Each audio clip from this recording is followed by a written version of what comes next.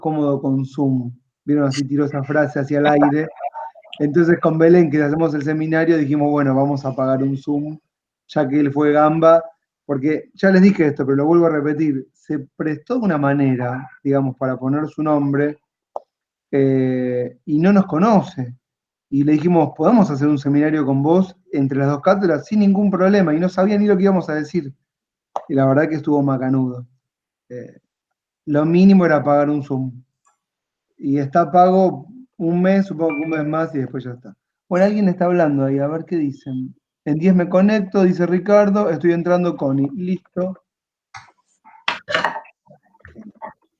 Bueno, díganme que estuvieron leyendo.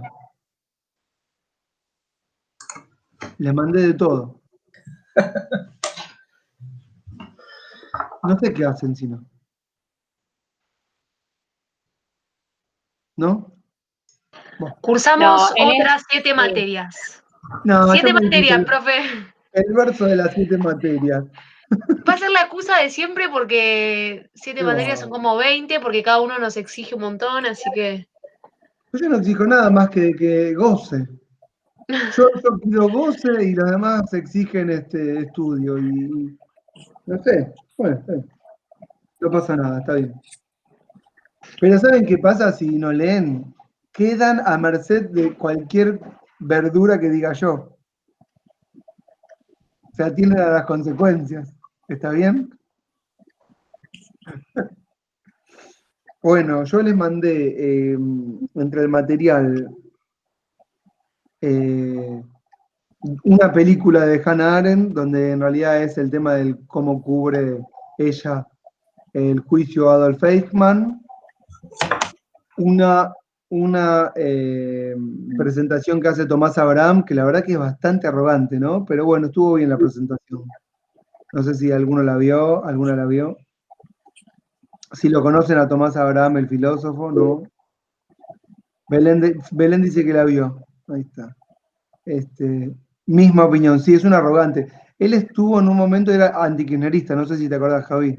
Y había estado con Wiener, creo que era, no me acuerdo. Con Bit no, eso no la sabía. No Sí, sabía que había incursionado. Yo siempre lo vi de panelista en TN, pero. Sí. Nunca lo había visto. Es de los filósofos que, bueno, no sé, es vanidoso, qué sé yo, ¿viste? Él empieza la presentación de Hannah Arendt hablando del. Pero bueno, tal vez puede ser un recurso, ojo. O sea, ¿cómo arranco el tema? Bueno, cómo yo la conocí, qué sé yo. Con él. Una vez está bien. Pero después ¿qué hice? Después de que escuché toda su introducción, me fui a Wikipedia, ¿no? Porque vieron que necesitamos un poco hablar de la autora. Y casi que todo lo que dijo estaba tal cual en Wikipedia. No sé si. Lo mismo, de verdad les digo. Bueno, él no sé. No está ni mal ni bien, qué sé yo, no sé. La pregunta es quién se inspiró en quién. Exacto. Ahí, no sé. Y bueno, largo, ¿no? Porque si no tienen nada para decirme, yo empiezo, pero me pueden interrumpir cuando. Hola, Connie, me pueden interrumpir cuando quieran. Hola, perdón por la demora. No pasa nada. Hago algo hasta las 9 y entendí un poquito más. Bueno. Si no escuchan bien, les pido por favor díganme. Si hablo mucho y se están aburriendo, me avisan. Todas las intervenciones son válidas. ¿Está?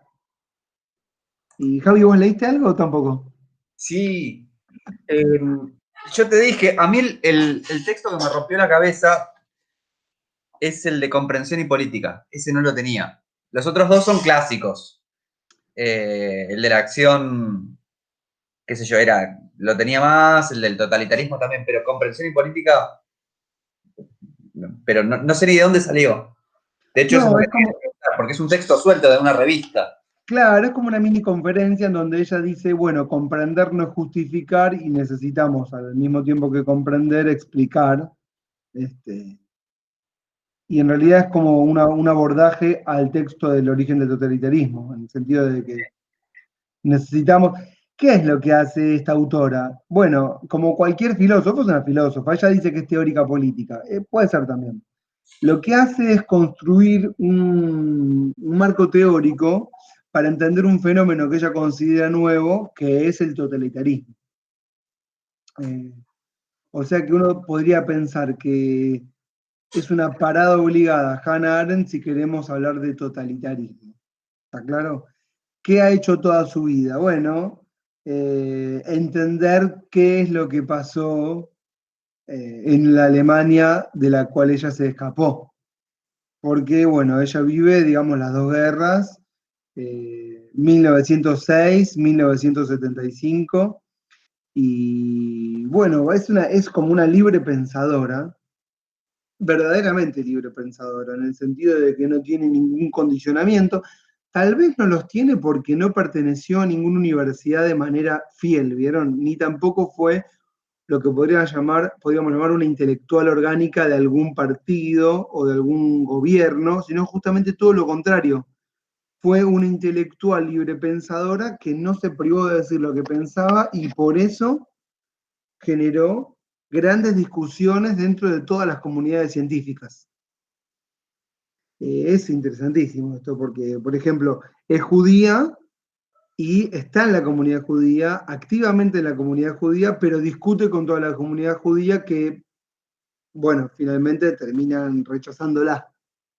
Es alemana, pero en una Alemania que se está convirtiendo en nazi y de la cual ella no es parte, y en el momento en que ve que todos los intelectuales se están adhiriendo al régimen nazi, ella toma el camino opuesto, y bueno, eso le va a costar campo de concentración, persecución, escape a París, y después a Lisboa, y después de ahí a Estados Unidos. Pero es que yo leí un poco de la biografía, sería de Hannah Arendt, y ella se empezó a reconocer como judía Sí. una vez que salió de Alemania, o sea, cuando los judíos empezaron a ser perseguidas. Ella, si no, ni siquiera había sido criada en la religión. Y creo que solo su madre era judía, sin ir más lejos. No sé si solo su madre, pero sí vamos a decir que ella es judía, pero justamente esto lo dice Tomás Abraham, ella es de Königsberg, que es la ciudad de Kant. Y ahí Tomás Abraham en la exposición cuenta que Königsberg, donde en teoría no pasaba nada, Tomás Abraham dice no, que durante mediados del siglo XIX era una ciudad culturalmente muy rica. Y ella, es cierto lo que decís, Connie, ella se empieza a considerar judía más como una especie de revancha, o como para tomar una posición contra Alemania, ¿sí? Más que por el hecho de ser judía en sí, porque justamente ella es una judía entre reformista y bueno, y no ortodoxa, ¿no? Casi, y ¿cómo podemos? Miren, en ese sentido les puedo contar, no quiero parecerme a Tomás Abraham, pero me sentí identificado, porque yo también soy judío, pero también libre pensador que te permitís meter el dedo en la llaga. Yo me acuerdo una vez que dije en una cena familiar, hace mucho tiempo, con mis tías y qué sé yo, bueno, no sé, dije, che, pero no deberíamos de repente reflexionar sobre lo que hacen el Estado de Israel con Palestina. ¿Para qué? Fue la guerra toda la cena y yo pasé a ser casi del Estado Islámico. Yo honestamente cuando lo dije no tenía presente a Hannah Arendt, pero porque bueno, lo dije no hace mucho, pero ya había leído hace mucho a Hannah Arendt y no me acordaba que ella había hecho algo bastante parecido. Hola Ricardo. Y casi que toma el judaísmo como revancha a lo que a ella le pasó, que también es un tema dentro de su vida, que es el tema de la nacionalidad. Ella, por un momento, en el año 1937, pierde la nacionalidad alemana. Entonces queda apátrida. Y va a recién ser ciudadana estadounidense, no sé si cerca de 1950, no sé exactamente en qué año, pero ya cuando ya está en Estados Unidos. Entonces es como que no tiene nacionalidad y se encuentra en la disyuntiva entre optar entre nacionalidad y religión. Y en una de las cartas, perdón que diga todo esto disperso, pero nos vamos así empapando de la autora. en una de las correspondencias que mantiene con Karl Jaspers, que es una especie de papá que ella tiene, que es un filósofo de la fenomenología, y ahí, Javi, si vos después querés explicar qué es la fenomenología, te la dejo. No, me animo. No, bueno, en un momento ella le dice, bueno, a mí Alemania me dio la lengua y me dio la cultura, pero yo no es más que eso, yo no soy alemana, soy judía. Y como judía, y como, vamos a decir ahora, apátrida, sin patria, ella se hace sionista, pero no sionista en los términos actuales, sionista desde el punto de que activa políticamente para salvaguardar a aquellos que están en una situación de refugiados y darles una vía de escape para salir de Alemania y que vayan a algún lugar. Y por eso, después para ella, el Estado de Israel va a ser muy importante como el lugar en donde los judíos pudieron ir después de la persecución. Así que participa activamente de todo lo que tiene que ver con la política israelí del Estado de Israel, ¿no? Y por eso también le interesa mucho lo que pasó con Eichmann. ¿Y qué es lo que pasó con Eichmann? Bueno, que es un nazi, jerarca nazi, que tuvo a cargo la salida de los judíos de todos los países de Europa para que los llevaran en trenes a los campos de concentración y que los mataran de la manera más rápida posible. Y Eichmann después, no sé si saben o no, termina en Argentina. ¿Eso sabían? Y vive algunos años en Tucumán y después... Creo que lo encuentra acá y lo lleva a Israel. Sí, termina trabajando acá en San Fernando, zona norte, bajo el nombre de Ricardo Clement, tiene hijos, uno de sus hijos se lo busqué en Wikipedia, y es creo que geólogo, no para nada reivindica al padre, tampoco los hijos tienen la culpa de quiénes son sus padres, ¿no es cierto? Creo que lo mismo le pasó a Chocolate a los hijos. Y bueno, la policía secreta israelí lo captura, bueno, violando todo lo que sería la soberanía argentina y qué sé yo, en una misión, y lo llevan a Israel y lo juzgan en Israel. ¿En qué año? En 1961, entre abril y junio, y lo terminan ahorcando en 1962, y ella participa de todo el juicio. Ahora voy con eso. Pero bueno, les estoy contando muchas cosas de las que vivió que nos van dando la pauta de quién es la autora y en qué estuvo metida. ¿Me están siguiendo, no? Con todas las cosas que estoy contando. Bien. Entonces, bueno, sus obras más importantes, hay dos que son las más importantes, que son básicamente las que les dejamos para leer. No se las dejé para leer porque yo soy un estudioso de Hannah Arendt. Es lo que yo leí cuando cursé Teoría Política Contemporánea en la UBA. No inventé nada. Uno es el texto que se llama Los orígenes del totalitarismo, del año 1953, me parece. A ver. Esperen, ya les digo. Los orígenes del totalitarismo.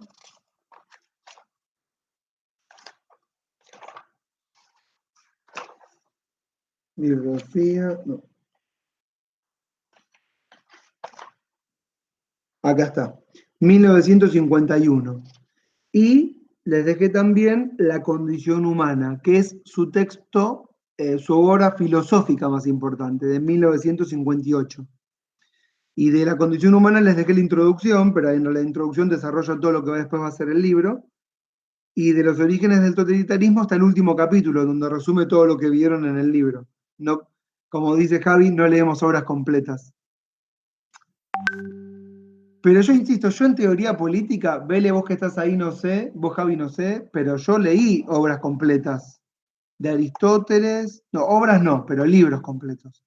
De Política de Aristóteles, República de Platón, Contrato de Rousseau, Segundo ensayo sobre el gobierno civil, todo eso fue completo. Después viene un momento de decadencia. Con Hobbes empezó la decadencia. Ahí era el siguiente PC. Sí. Bueno. Entonces sigo hablando de la autora. Les pido por favor que me interrumpan si se aburren, porque yo, bueno, ya lo dije, ya está. Entonces, nació en 1906 en Königsberg, muere en Nueva York, diciembre de 1975. En 1933 se escapa de Alemania, efectivamente, y en 1940, esto va a surgir después, se escapa de París. Ella estuvo en un campo de concentración 6 semanas en París. Creo que estuvo en un velódromo, que es de París, pero que lo usaban como campo de concentración. Y el día Sí, que... es súper conocido donde estuvo Hannah Arendt. ¿Cómo? Hay una película que es súper conocido. Perdón, porque cuando pusiste la película de Hannah Arendt, la empecé, me pareció un bodrio, entonces entré a Wikipedia y leí toda la historia de Wikipedia. Pero es súper conocido el campo de concentración en París. Hay una película súper conocida que pasa ahí. Creo que se escapa incluso, o algo así. No, Sí, está en Belén, Treblinka. no, Treblinka no es, Treblinka es en Polonia, creo. No, Sí. pero es súper conocido, sí. Creo que es el más Bueno, conocido. está bien, te creo. Ella se escapa cuando los alemanes invaden París. Y ahí Wikipedia cuenta que bajan la guardia o el control, porque el tema de la invasión o la entrada, y logra escaparse. Se va a Lisboa y de ahí a Estados Unidos. Y ahí conoce a Walter Benjamin, de quien se hizo amiga, después él muere, y ella intentó editar su obra, pero no la dejaron, después pudo en Estados Unidos. Bueno, y en 1937, les decía, había perdido la nacionalidad, pero vamos de cero. Bueno, su juventud. Les conté que era una judía, acá lo que dice Wikipedia es secularizada, vamos a decirlo, reformista, no ortodoxa. Era muy común en la ciudad donde estaba Hannah Arendt que las mujeres se educaran, porque no es normal. Pero ahí en donde ella estudiaba era totalmente normal y entonces ella se educa. Hay una polilla. De manera normal, ¿no? De manera bastante liberal, su mamá era, acá Wikipedia dice socialdemócrata, pero en esa época les decían sufragista porque, bueno, estaba a favor de los derechos electorales. Así que la madre era sufragista, o bueno. Cuando empieza a estudiar, jovencísima, a los 14 años, lo primero que lee es a Kant, y ella va a recuperar a Kant después. Esto me pareció súper interesante, porque yo siempre lo vengo denostando a Kant, y ella lo recupera de una manera súper original, que es, bueno, no me quiero meter acá, cuando aparezca lo charlo de Kant, porque si no me voy a ir de mambo, pero vamos a decir que recupera a Kant en contra de Hegel. Bueno, no me quiero meter con eso, después lo tomamos, porque si no me voy a ir de mambo, sí, perdón.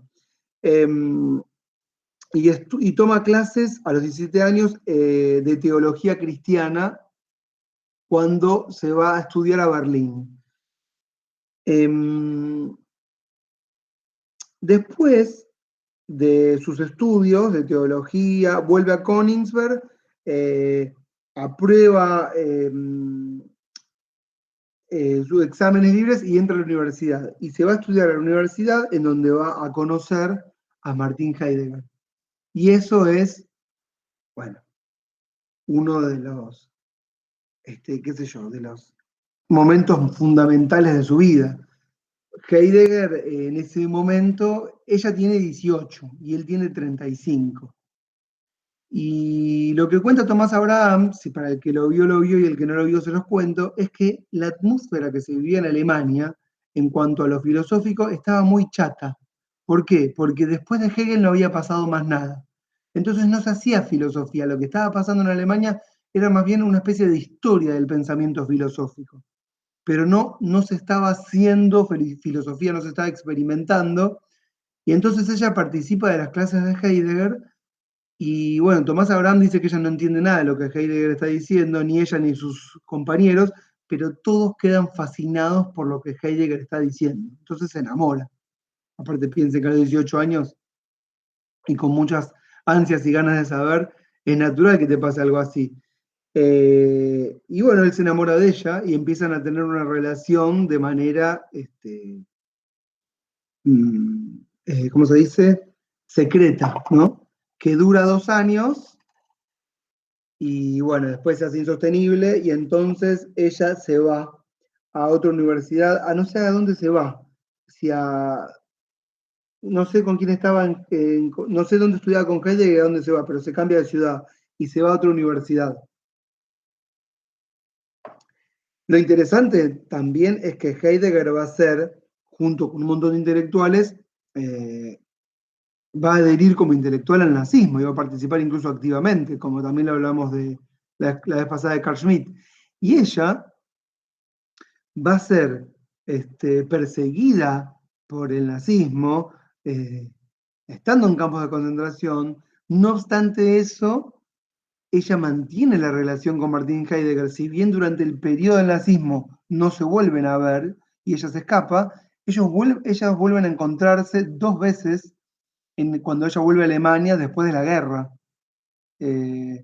Cuenta algo muy lindo Thomas Abraham, que es que cuando ellos se ven, él nunca reconoce de alguna manera haber adscribido al nazismo, ni se arrepiente de todo lo que pasó, lo cual para ella es terrible, pero sí le dice que estuvo enamorado de ella. Martin Heidegger se pelea con la esposa, se divorcian porque él le dice a la esposa que siempre estuvo enamorado de Hannah Arendt, lo cual para ella es muy importante. Y bueno, súper interesante, ¿no? Que ella fue una perseguida y él adhirió al nazismo y sin embargo mantuvieron una relación intensa de pasión y amor. Raro. Y como su papá muere joven, ella va a tener como su segundo papá a Karl Jasper, que es una especie de tutor, es el tutor de su tesis. Su tesis va a ser sobre San Agustín, el concepto del amor en San Agustín. Esto va a generar bastante molestia porque ella considera a San Agustín como un teórico político y no como el padre de la iglesia. Lo ve como lo podríamos ver nosotros, o un teórico político. De hecho, así lo estudiamos nosotros en teoría política. San Agustín no era un teólogo, qué sé yo, era un teórico, un científico. Y bueno, Karl Jasper, que era de la fenomenología, pero no entiendo bien qué es la fenomenología, es su tutor. Bueno, sigo, ¿no? ¿También ahí? Bárbaro. Entre 1929 y 1930, bueno, empieza a tener ella su vida más activa, empieza a conocer un montón de intelectuales, empieza a tener algunos cargos en las universidades, lee a todos los autores de los que se va nutriendo, lee a Marx, lee a Trotsky, lee todo lo que es, bueno, ya les conté todo lo que son los teólogos, como San Agustín, Hobbes, te deja impactar por Heidegger, el concepto de deconstrucción, pero al mismo tiempo el nazismo está avanzando sobre Alemania como una sombra y ella lo va advirtiendo y empieza de alguna manera a separarse de todo el mundo intelectual que empieza a adherir al nazismo. Y ahí es cuando ella empieza a ser perseguida y empieza a tener estos dilemas entre que si es alemana o es judía, porque las leyes en Alemania se están poniendo cada vez más duras para con los judíos, y bueno, empieza a reivindicar, ahí sí, como decía Connie, su condición de judía, más que nada como una especie de bandera contra lo que está pasando en Alemania, con toda la población que no es alemana, con las leyes que tienen que ver con la raza, con salvar a la raza superior, con el judío como el que, aquel hay que extirpar, ¿no? Para generar la pureza de la nación, entonces ella casi que empieza a no pertenecer, y ahí ella es como donde empieza a decirle a los intelectuales con los que ella está, por ejemplo, una de las famosas frases es, si te atacan como judío, tenés que defenderte como judío. No es porque uno es judío, sino que tenés que hacerte cargo, arremangarte y defenderte desde ese lugar, ¿no es cierto? Es como, a mí me pasó una vez que estaba en Francia y yo alquilaba una habitación, una pieza, y había una pérdida de agua y yo no la escuchaba y el propietario estuvo mucho tiempo buscando la pérdida porque le llegaron 900 euros de luz, de boleta. Y un día entra a mi habitación, o una pequeña casita era, y me dice, pero vos no escuchaste que está en la gota de agua que está cayendo, me dice. Yo le digo, no, no escuché nada, pero esa, y ahí se enojó mucho porque 900 euros es un montón, y me dice, pero vos no sos de África. Y a mí en ese momento de nervios y en francés le dije, pero ¿qué te metés con los africanos? O sea, si te atacan como africano, tenés que defenderte como africano. Es decir, ella reivindica al judío porque lo atacan al judío. ¿Se entiende lo que quiero decir? Pero no es porque es una identidad. Digamos que ahí la recupera de alguna manera la identidad. Y empieza a tener conexiones con las organizaciones sionistas. Y ahí el sionismo no era lo que soy, el sionismo no era la derecha israelí, el sionismo era una especie de organización salvoconducto para refugiados, para gente que pierde la nacionalidad, para gente perseguida, ¿correcto? Y ella trataba de participar en todo tipo de asociaciones y conoce un montón de intelectuales que son intelectuales sionistas, no intelectuales del palo de la teoría política. Y empieza a criticar, sobre todo, a los intelectuales que se pasan al régimen nazi, ¿no? Entre ellos, al mismo Martin Heidegger y también a Karl Jasper, que era su padre tutor. Y con todos ellos mantiene correspondencias en donde, bueno, ella los critica. Y ahí también, bueno, termina finalmente exiliándose. Después se va a casar con otra persona que se llama Gunther Stern, va a estar casada entre 1929 y 1937, pero este es un socialista que es más del palo marxista. Y ella, Hannah, tampoco es marxista y también va a criticar el marxismo.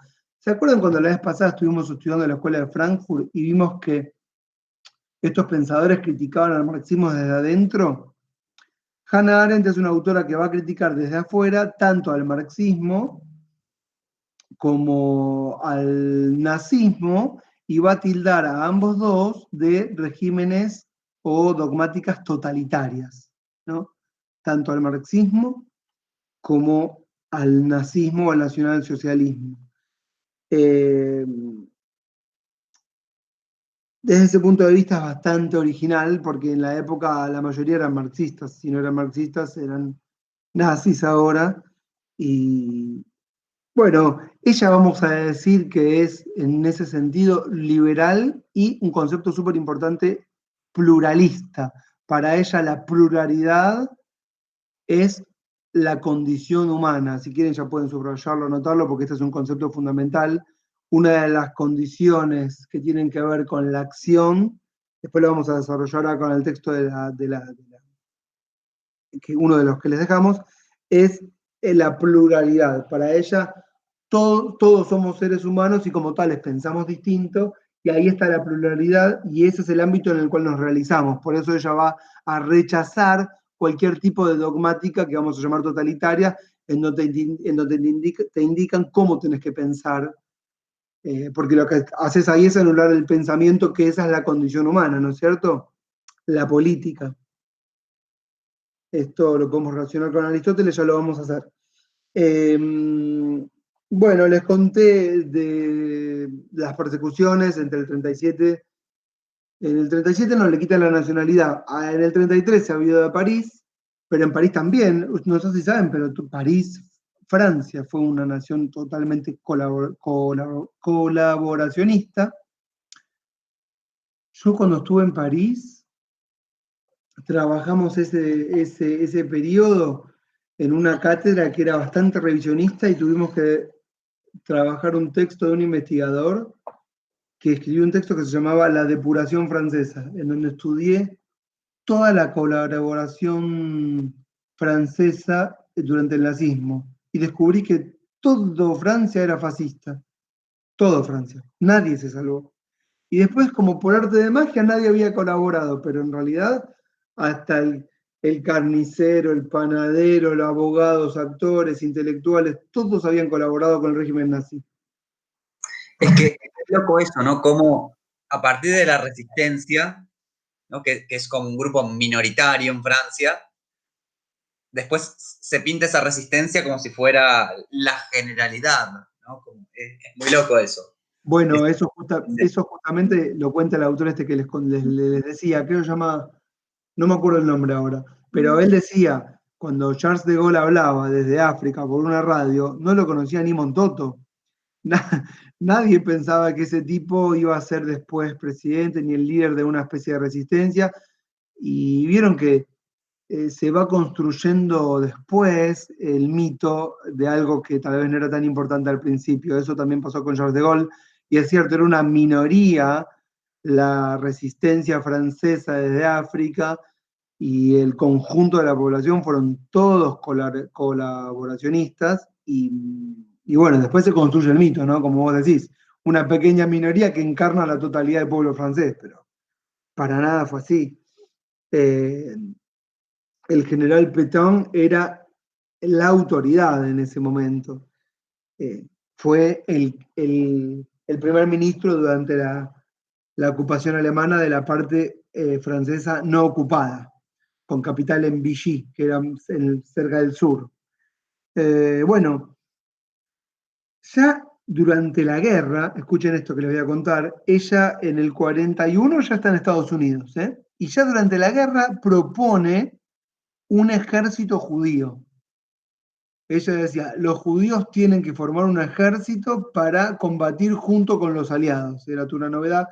Piensen que los judíos no tenían ningún ánimo y estaban totalmente sin moral, vamos a llamarlo de alguna manera, ¿no? Una de las cosas que habían hecho los nazis con la condición de judío era quitarle su humanidad.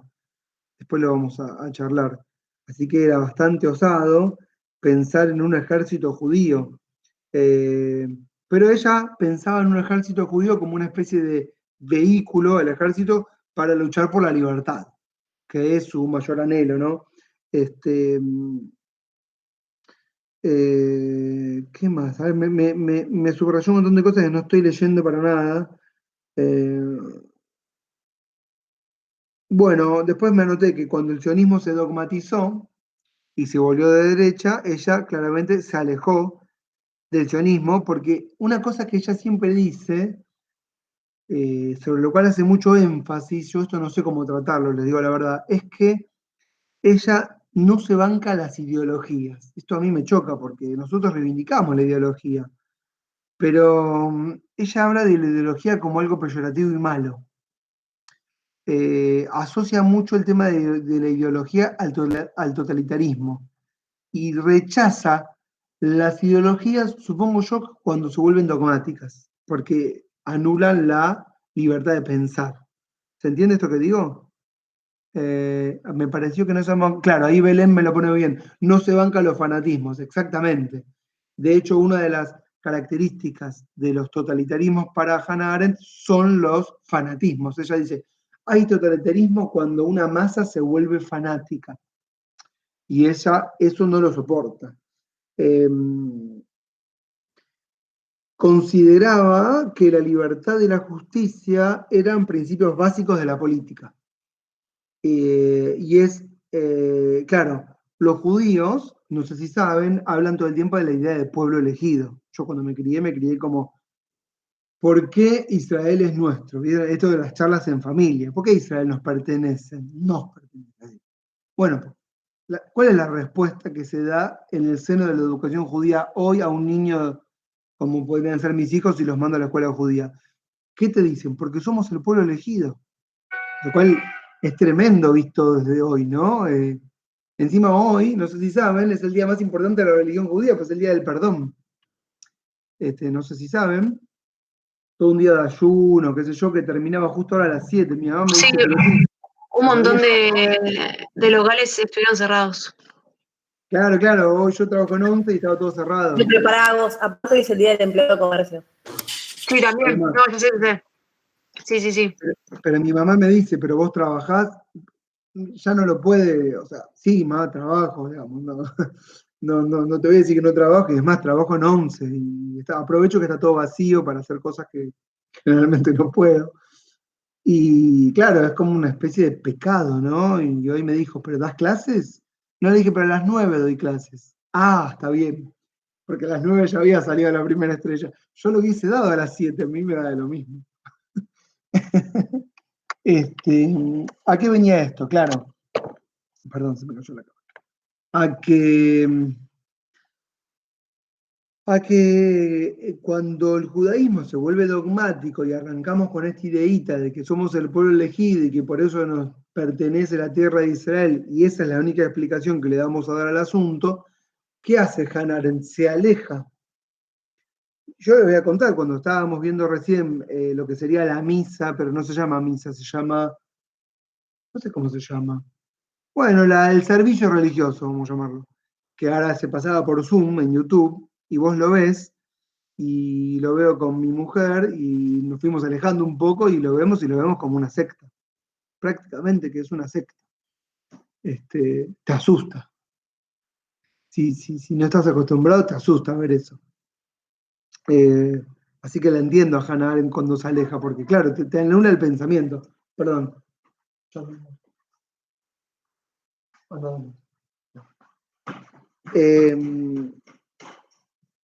Bueno, sigo.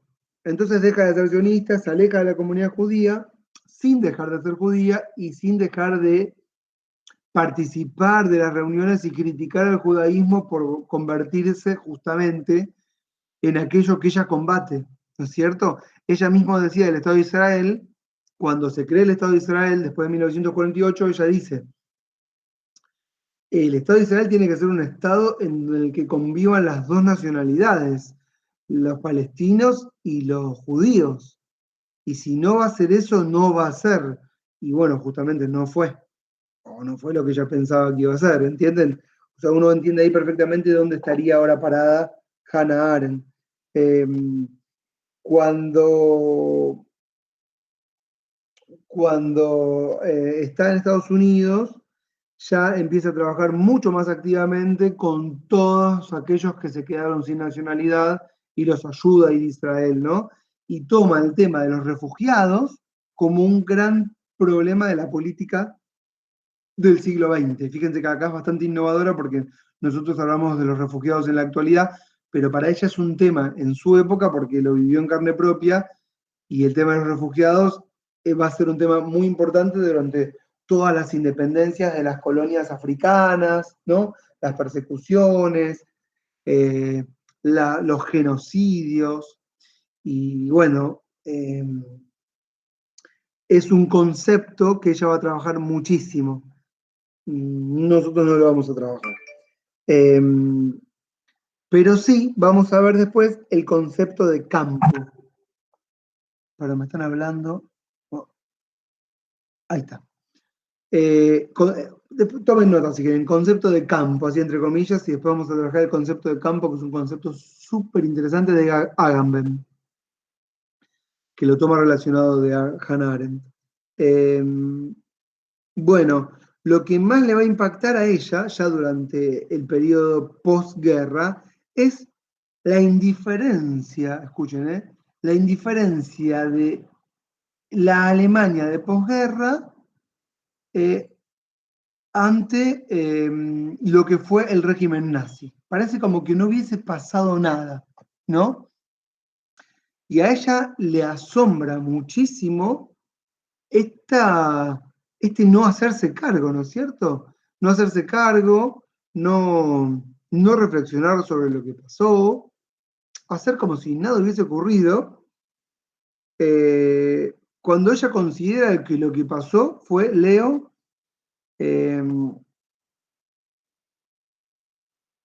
fue una destrucción del tejido moral del mundo occidental. Es decir, lo que hizo Alemania con la moral fue haberla destruido en un corto periodo de tiempo, que son los crímenes de guerra que se han cometido, que son atroces, ¿sí? Vamos acá a decirlo, todavía no lo dijimos.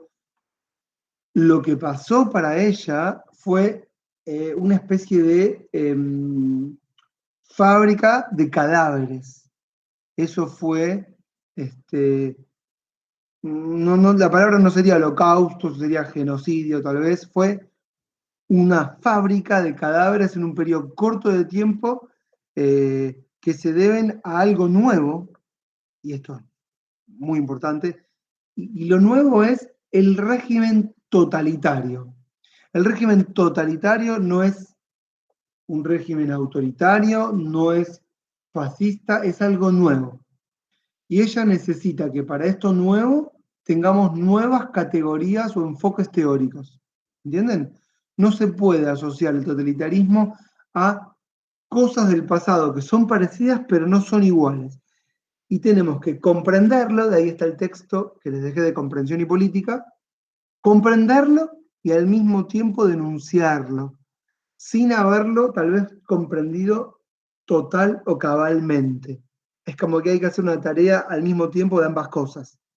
Y ella dice que Alemania entonces destruyó el tejido moral de Europa Occidental gracias a unos crímenes que se cometieron de los cuales nadie pensaba que era posible que se cometieran. Ya esto lo hablamos un poquito con la escuela de Frankfurt, ¿no? Pero ella va a ahondar mucho más. Es decir, se va a meter mucho más en lo que fueron los crímenes. Y bueno, básicamente su vida va a ser en realidad entender qué pasó y cómo los alemanes se convirtieron en máquinas de matar, ¿no? Y de manera planificada, no de manera, vamos a decir.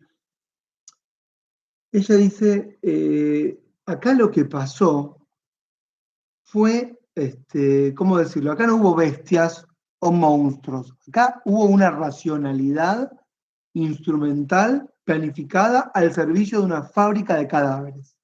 ¿Entienden lo que quiero decir? Y esto tenemos que, sin convalidarlo, explicarlo. Pero explicar o comprender no significa aceptar, sino que lo tenemos que comprender para rechazar. ¿Se entiende lo que quiero decir? No significa que por comprenderlo tenemos que... Porque si lo comprendemos, uno piensa, bueno, entonces le damos cierta racionalidad que nos permite, bueno, aminorar digamos, la atrocidad, y no es así. Porque ella dice, ahí está, gracias, Vélez, comprender no es justificar, exactamente. No tenemos que justificar lo que pasó, sino incluso todo lo contrario, ¿no? Es decir, esto que hicimos es algo de lo cual creo que no vamos a poder volver nunca más, dice ella, ¿no? Claramente su vida después va a ser esto. Ella comprueba, leo, estoy leyendo las cosas que resalté de Wikipedia, lo que pasa es que como leí tantas cosas, me permite lo que voy leyendo honestamente, irme echándolo con todas las cosas que estuve leyendo en general. Comprobó, dice, una curiosa indiferencia en la población. En la población alemana, vamos a hablar de la población media, no estamos hablando de los jerarcas nazis, estamos hablando de aquellos, escuchen ahora lo que voy a decir, de aquellos que colaboraron sin ser nazis. Aquellos que colaboraron sin tener, ¿cómo podemos decirlo? La maldad en sí. No era que eran malos, un tipo normal que va a trabajar de torturador y vuelve a su casa como si no pasara nada. ¿Siguen lo que estoy diciendo? Después lo desarrollo mejor, pero lo menciono acá para que se entienda, que comprobó una curiosa indiferencia en la población y dice, Europa estaba cubierta por una sombra de profundo dolor causada por los campos de concentración y de exterminio alemanes. Pero, dice ella, en ningún otro sitio se silenciaba tanto esta pesadilla de destrucción y espanto como en Alemania. Es decir, en Alemania no se decía nada de lo que había pasado, como si no, ya está, pasamos a otro tema, listo, terminó. De hecho, los alemanes muchas veces, no sé dónde lo leí, pero no importa, trataban de justificar lo que habían hecho yendo a cuestiones históricas más atrasadas, volviendo hasta los orígenes del hombre y la mujer, de Adán y Eva, como si ellos no fueran culpables de lo que había pasado, ¿no?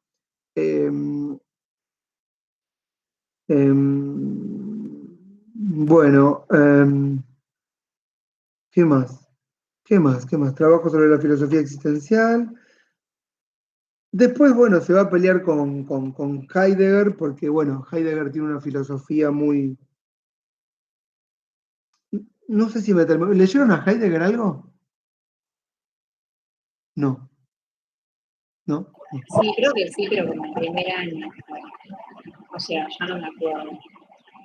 El concepto fundamental de él es el de destrucción.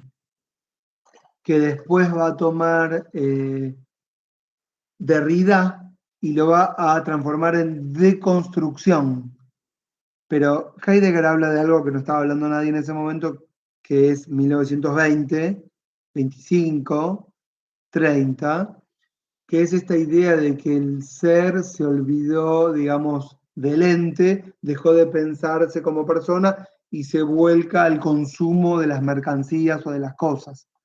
La conquista del ente.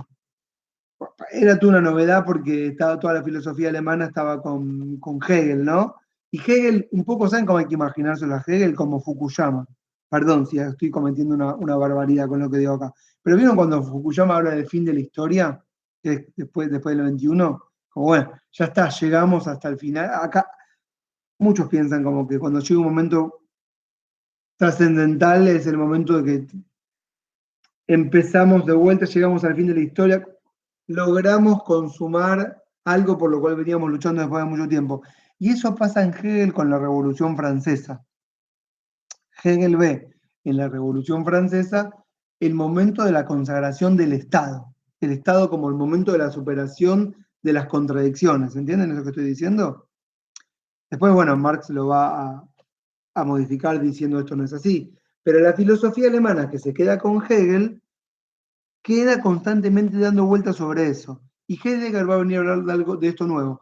Y ella se va a pelear con Heidegger después de lo que, filosóficamente, porque ella va a trabajar, digamos, la idea de que cada nacimiento, ella cree mucho en cada individualidad, o sea, cada uno de nosotros, cada una de nosotras, como seres que tenemos la potencialidad de crear algo nuevo.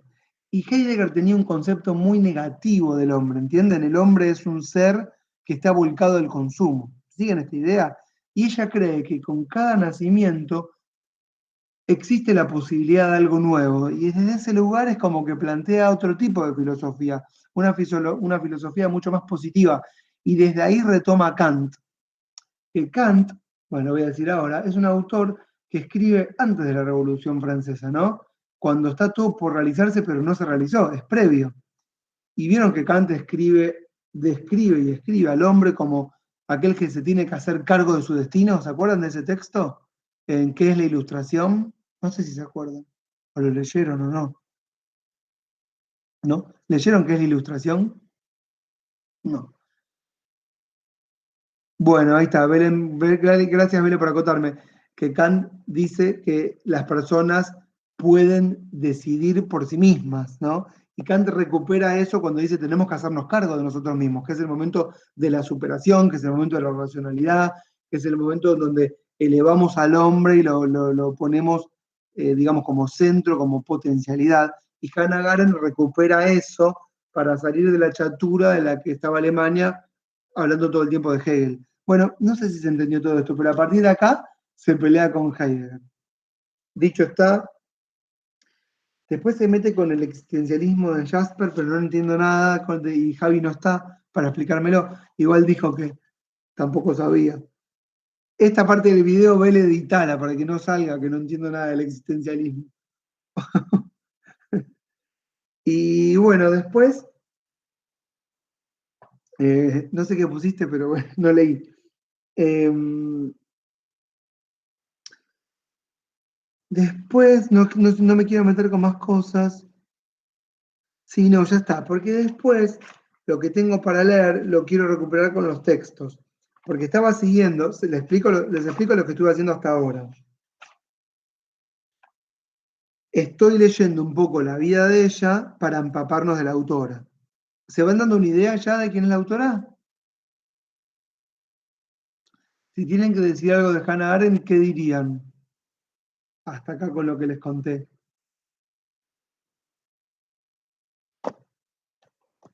Es una palabra sola, debería ser. ¿Cómo? Como una palabra que te defina. Una o algunas, o dónde la ubicarían, qué sé yo, no sé.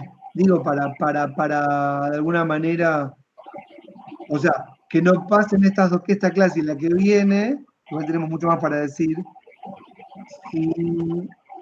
que pasen desapercibidas después en tus vidas, porque si van a leer poco, o yo me gustaría que leyeran más, o por lo menos lo que les dejé. Pero bueno, antes de adentrarnos en el texto, me gustaría que sepan que es una autora, digamos, libre pensadora, vuelvo a repetirlo, ¿sí? Libre pensadora. Ahí estoy leyendo. Encarna esa libertad de acción, ahí como dice Vélez, y la posibilidad de que en cada nacimiento en el hombre ella ve la creación. Ella es una autora que está a favor del pluralismo después de la sombra del nazismo. Digamos, no se puede entender a esta autora sin su contexto, ¿no es cierto? No, ¿puedo decir algo que me parece re importante de Hannah Arendt? Que es la primera autora que vemos mujer en la materia que no hable de feminismo. Y eso me parece súper importante. O sea, que sea una mujer en el siglo XX que escriba sobre teoría política me parece súper importante. En el texto de Wikipedia hay como, yo siento que lo leí como de no sé si de Wikipedia o dónde, perdón, mentira. No, si no está acá, no sé dónde lo leí, no sé dónde. En un momento, no es el de Wikipedia, entonces no sé dónde que lo leí, ya no me acuerdo. Hay una mención a Hannah Arendt y el feminismo. Como que ella en algún momento habla de feminismo, pero lo pasa muy por arriba, pero ella no habla de feminismo, porque no lo considera un tema, tal vez por su educación. Ella es una persona que dentro de donde vivió, naturalmente las mujeres se educaban, entonces no ve el tema de la educación como un problema, como que la mujer no se puede educar. Entonces ella, yo les diría que es feminista desde el lugar de la naturalidad de actuar como persona humana, y en realidad, gracias Connie, esto es uno de los valores que más rescata Hannah Arendt, el concepto de humanidad. Si una persona no es humana, no tiene derechos. Es un problema que para ella va a ser trascendental. Entonces, todo el tema de los derechos humanos fracasa a partir del momento en que algunas personas no son consideradas humanas. Y esto va mucho más allá del feminismo, porque ella vivió esta falta de humanidad para una gran parte de población que indistintamente eran hombres o mujeres. ¿Cómo lo ves, Connie, lo que acabo de decir? Se ayorno, ¿no? No, sí, no, pero me pareció súper importante porque, digo, no hay otra mujer que escriba teoría política en el siglo XX que haya tenido el peso de Hannah Arendt. O sea, y eso dice mucho de un autor. Nada, o sea, igual leí algunas cosas, no leí todo, pero leí 2 o 3 cosas. Me parece que, creo que era lo que decía Belén un poco, es como una reformista, o sea, ella busca romper siempre las estructuras que estaban establecidas, que eso me parece que es súper importante. Es lo que más me interesó de Hannah Arendt, porque yo solo la había leído en ética y me había parecido aburridísima, pero ahora lo que leí sí me gustó, como que, y aparte tiene una lectura súper sencilla, o sea, me gustó, está bueno. Y me gustó su reformismo, o sea, ella como que no se conforma con lo que hay, cree que puede ser mejor siempre. Exactamente. Ella es una optimista en ese sentido, y más después de todo lo que vivió. Igual te iba a decir otra cosa, viste que dijiste no hay ninguna otra mujer, pero bueno, tenemos, por ejemplo, no sé, me puse a pensar rápido, está Rosa Luxemburgo, que ella es una lectora de Rosa Luxemburgo porque recupera del marxismo de Rosa su idea de democracia, ¿no? Rosa Luxemburgo, no sé si saben, ella defiende la democracia, creo que lo leímos en el texto que teníamos de Sí, Javier sí, Amadeo, me parece, ¿se acuerdan? sí. Que ella dice, no concibo a la democracia como algo del liberalismo, ¿se acuerdan? Que ella decía, no existe marxismo sin democracia. Y después, justamente, vieron que el marxismo fue todo lo dogmatismo, todo lo dogmático que uno hubiese no esperado. Y claramente Rosa Luxemburgo no se inscribía en esa tradición del marxismo, la stalinista, sino que es totalmente librepensadora. Rosa Luxemburgo, en ese sentido, tal vez es lo que fue Hannah Arendt, uno a veces va extrapolando, ¿no? Después están las vivencias de las personas, pero ves en cada libre pensador cómo piensa en su época. Vieron que a veces uno transporta al pensador qué hubiese dicho tal en tal momento. Yo siempre pienso con John Lennon. ¿Qué diría John Lennon hoy? Y estaría con los grupos estaría con Galeano, qué sé yo. Con ¿cómo se llama? El lingüista que siempre está, el yanqui. ¿No? ¿No lo tienen? Bueno, no me sale. pero siempre sale en todos lados. ¿No lo tienen? No me sale el nombre ahora. Yo le digo el lingüista. Sí, es lingüista, Vele. ¿Cómo se llama? Es norteamericano y siempre cualquier evento que sea altermundialista. Chomsky. Chomsky, te agradezco, Matías. Noam Chomsky. Que en la época igual se repeleaba con todos los franceses porque lo sentían como que no entendía nada Chomsky. Hay un libro que yo leí que es bellísimo, que se llama La séptima función del lenguaje. ¿Se los recomendé ya este libro? ¿No se los recomendé? La séptima función, ¿no? Esperen que les muestro. Si no fue usted, alguien lo recomendó ya. Sí, ahí Belén puso el título del autor, Laurent Binet. Espérenme.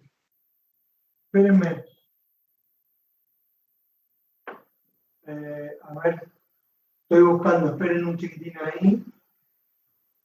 Me falta uno. ¿Puedes creer?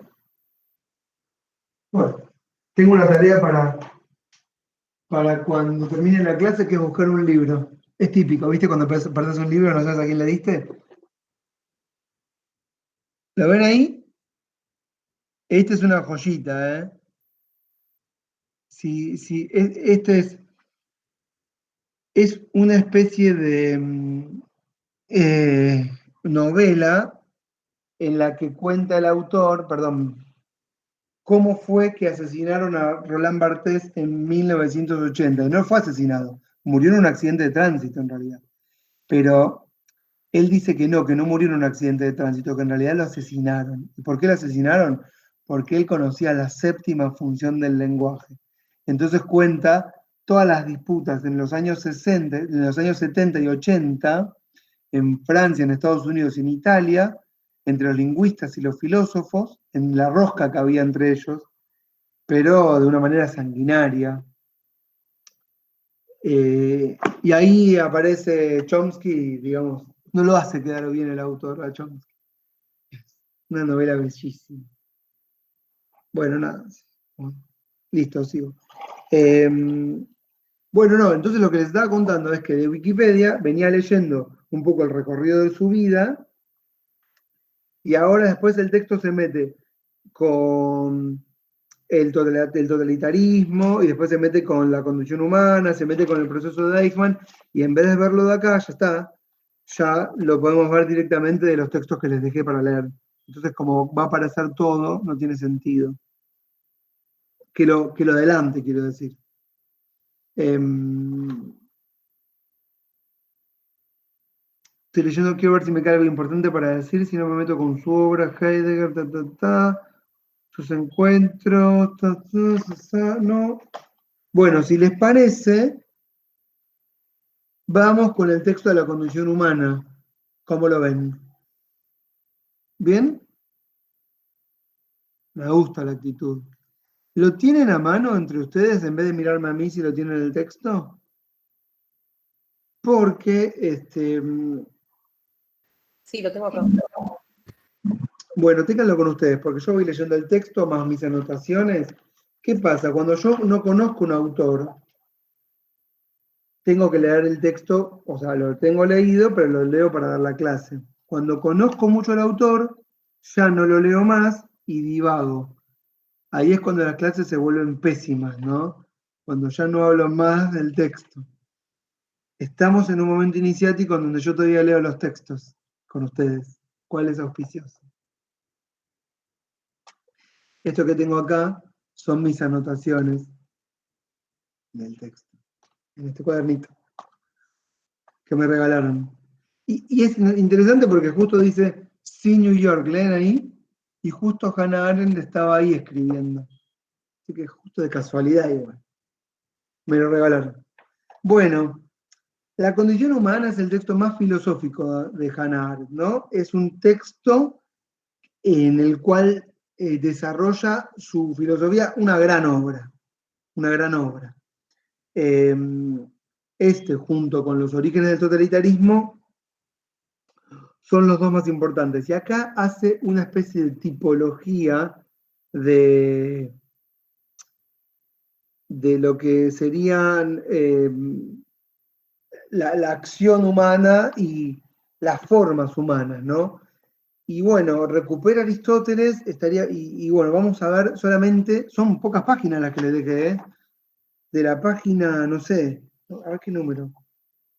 21 hasta la 35, digamos, muy poquitas, que es el principio de la obra.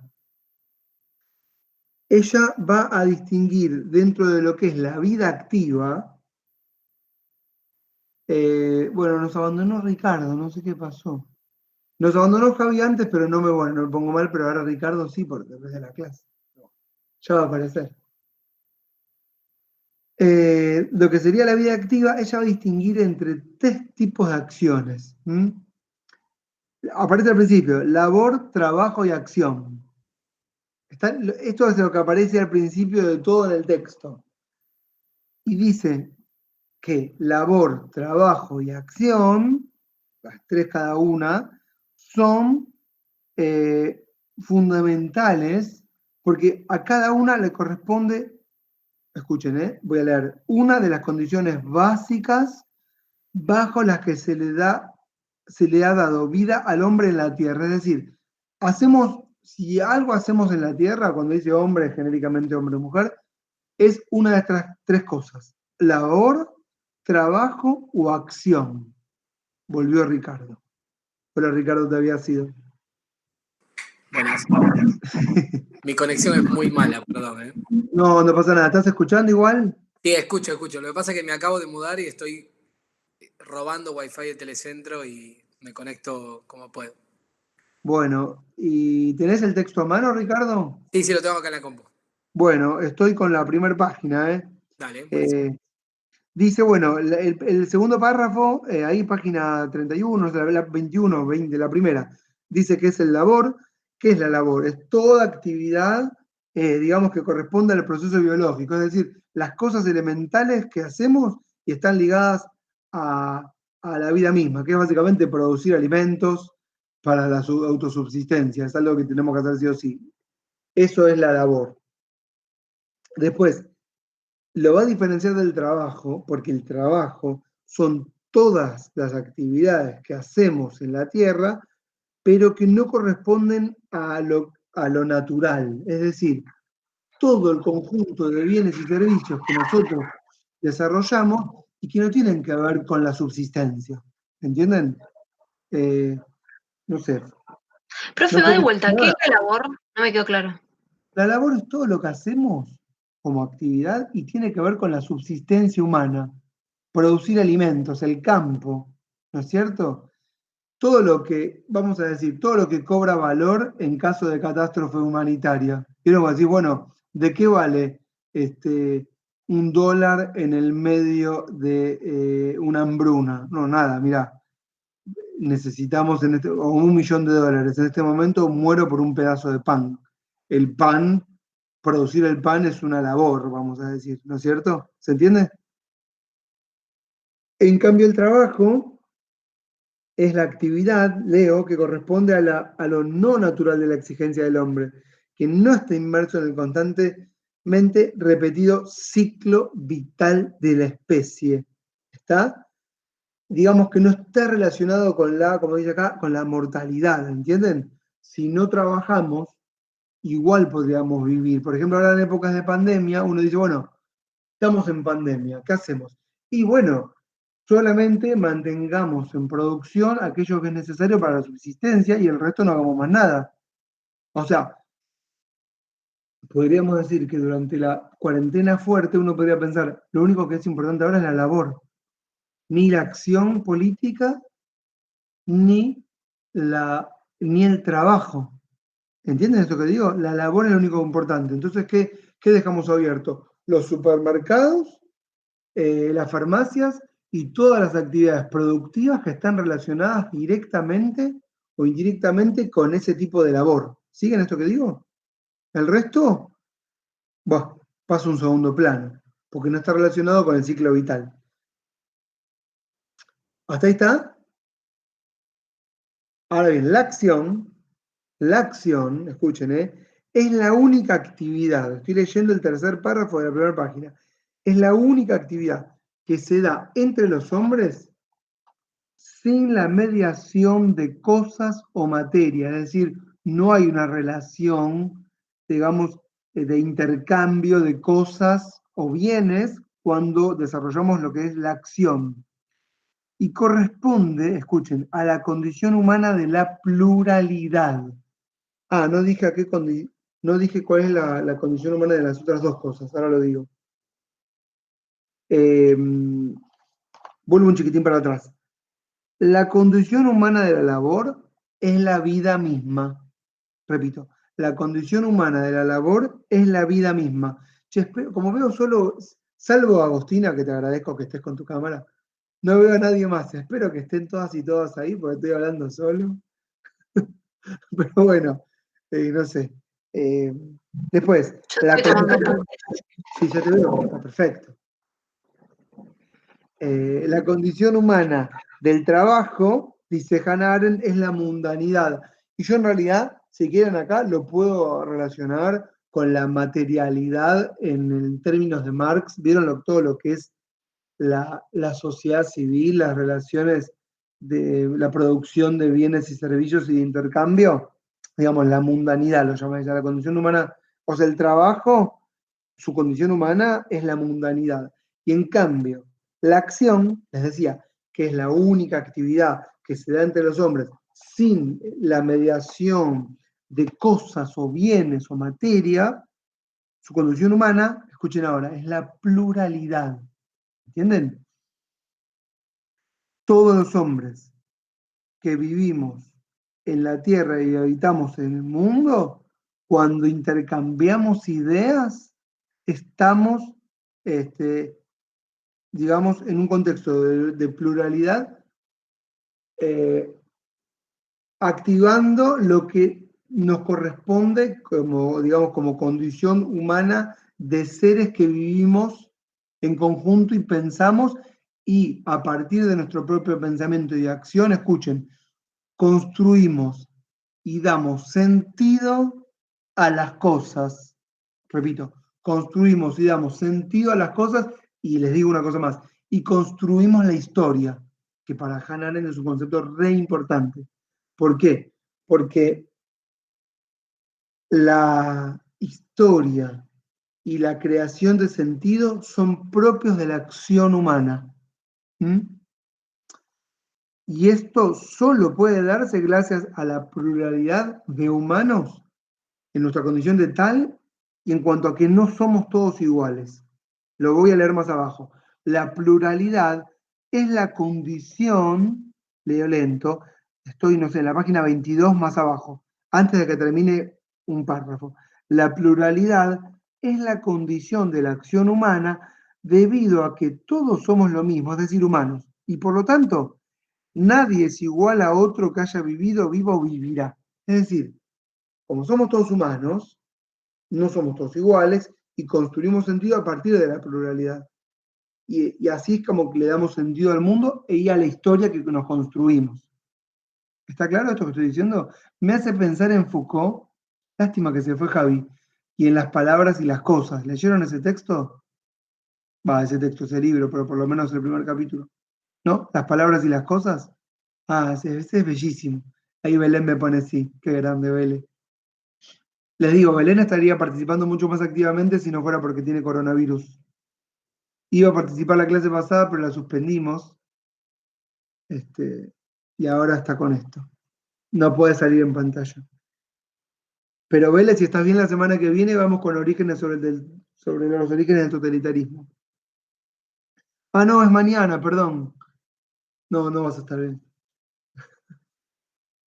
Bueno, entonces, la labor, tenemos entonces labor, trabajo y acción. Labor que asegura la supervivencia, trabajo y su producto artificial hecho por el hombre, ¿sí? Que tienen, dice acá a Hannah Arendt, una duración efímera, ¿sí?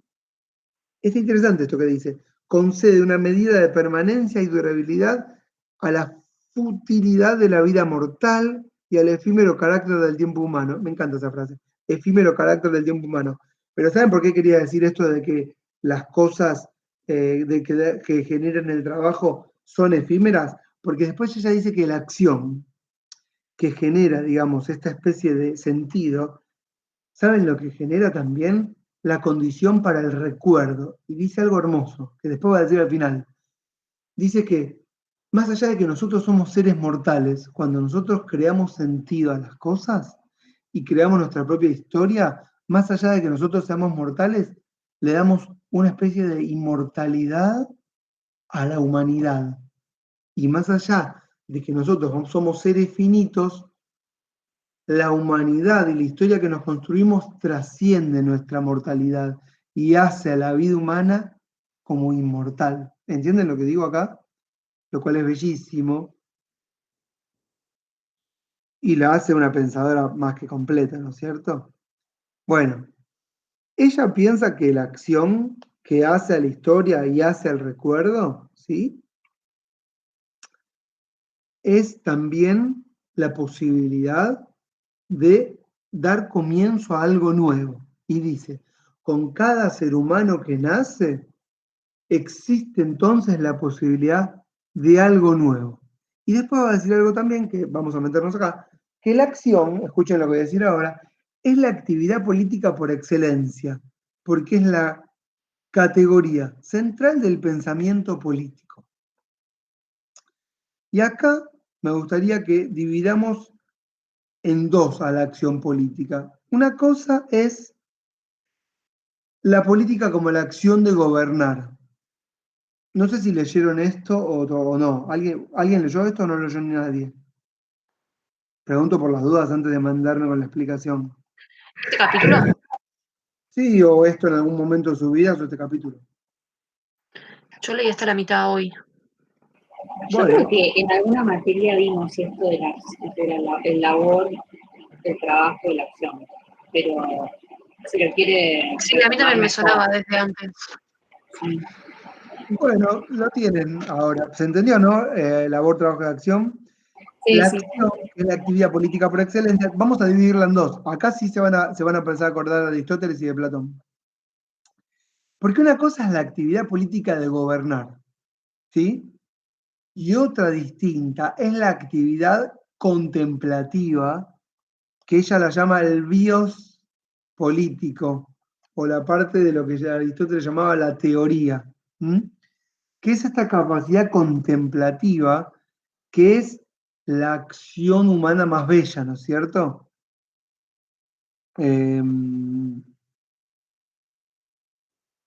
Ella dice que, bueno, que todos los, ahora va a volver a aparecer esto, que todos los seres humanos estamos condicionados, ¿sí? ¿Por qué estamos condicionados? Estamos condicionados por todos los objetos que creamos, que nos van condicionando, ¿no es cierto? De hecho, ahora estamos hipercondicionados con toda esta mundanidad y toda esta chatarra de mercancías, ¿no? Que condicionan nuestra vida de una manera total. Y ella dice en un momento, al final de la página 23, la objetividad del mundo, cuando habla de la objetividad, no habla de la objetividad en el sentido que pueden pensar de lo objetivo, sino los objetos que creamos, ahí se refiere a la objetividad del mundo, los objetos creados por el hombre y la condición humana, que es esta de estas tres acciones, se complementan mutuamente. ¿Por qué? Porque nosotros damos la existencia a un montón de objetos, ¿correcto? Y mercancías. Digo mercancías para que se entienda en términos de Marx. Bienes, ¿sí? Materialidad.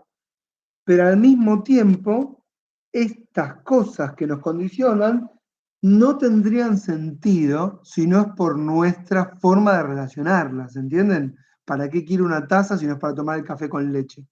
Me acordé de la taza porque, por ejemplo, antes de que empezara esta clase, mi mujer me decía, ¿qué planteamos para el Día de la Madre? Le digo, qué sé yo, por la empresa, ¿no? Y entonces me dice, bueno, hicimos tazas que dicen mamá. Bueno, le digo, propongamos entonces regalarle a tu mamá la taza para el Día de la Madre. Y entonces, claro, ¿de qué me sirve esta charla que tuve con mi mujer 5 minutos antes que me distraía de la clase? Para esto, ¿ven? Para entender con Hannah Arendt que por un lado nosotros creamos objetos que nos condicionan. No puedo tomar la taza, el café con leche si no es en mi taza. pero por otro lado nosotros le damos sentido a esos objetos relacionándolos. Regalarle a tu mamá la taza que es lo único que te sirve para tomar el café con leche. O no sé qué va a tomar la mamá el Día de la Madre cuando le llegue el regalo que le vamos a vender. Y entonces hay una especie de imbricación entre las cosas y el sentido que le damos a las cosas. ¿Se entendió todo esto que estoy diciendo? Bueno. Ella dice, escuchen, la condición humana no es lo mismo que la naturaleza humana. ¿Sí? La naturaleza humana es todo, digamos, el medio y la labor, que es el trabajo, digamos, relacionado con lo que necesitamos humanamente para vivir, y en esa naturaleza humana aparece lo que sería la condición humana, que es este sentido que le damos al mundo. Es decir, voy a decirlo ahora mejor, la naturaleza humana es el ámbito donde se despliega y desarrollan las acciones humanas, o los tres tipos de acciones. ¿Está claro? Lo repito. La naturaleza humana es el ámbito donde se despliega y desarrolla la condición humana, que son las tres acciones: labor, trabajo y acción. ¿Está?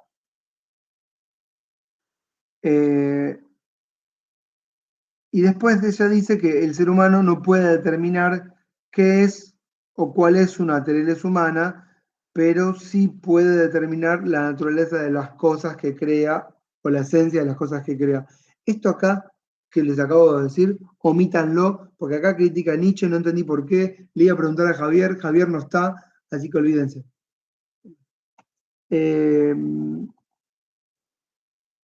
Si quieren pasamos ahora al punto 2, que es la expresión vida activa. Página 25. ¿Está? ¿Qué es la vida activa? La vida activa, dice ella en la 26, es la vida dedicada a los asuntos públicos o a los asuntos políticos. ¿Está? ¿Están escuchando ahí? Espero que sí. No tengo idea. Sí, profe. Bueno, la vida activa es la vida dedicada a los asuntos públicos o a los asuntos políticos.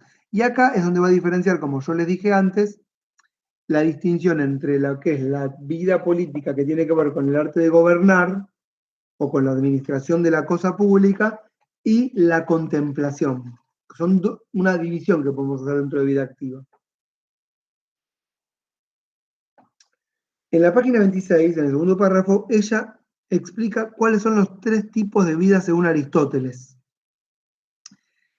Y ella dice que Aristóteles deja fuera todas las actividades que tienen que ver con lo que es encargarse de las necesidades.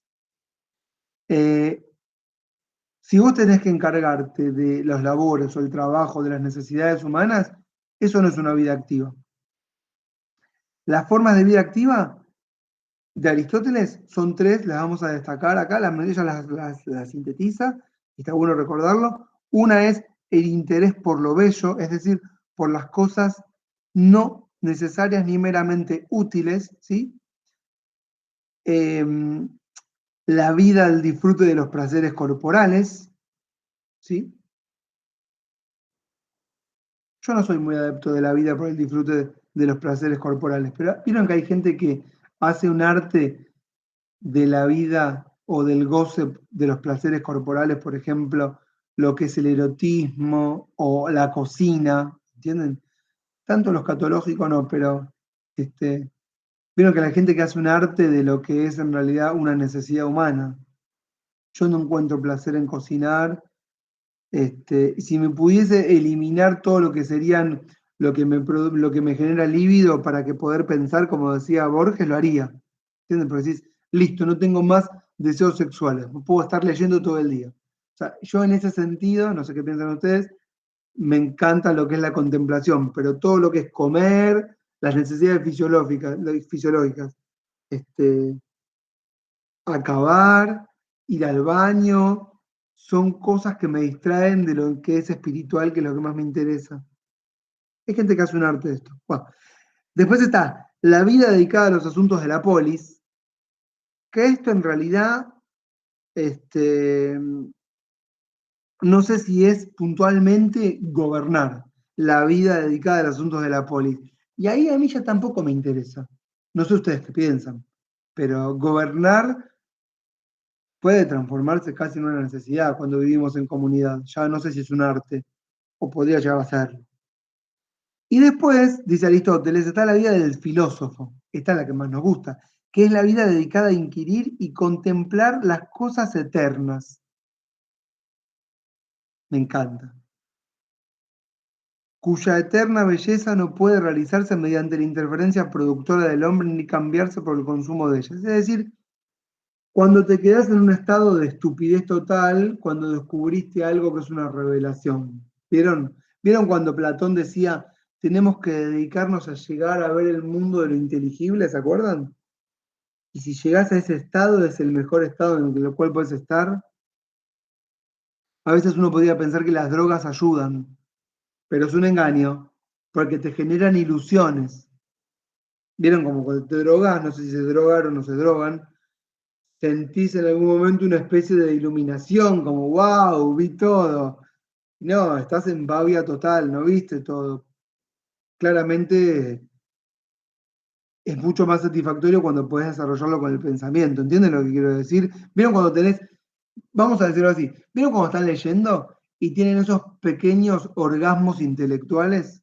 ¿A qué me refiero? Me refiero por orgasmos intelectuales. Cuando decís, ¡ay, entendí todo, la puta madre!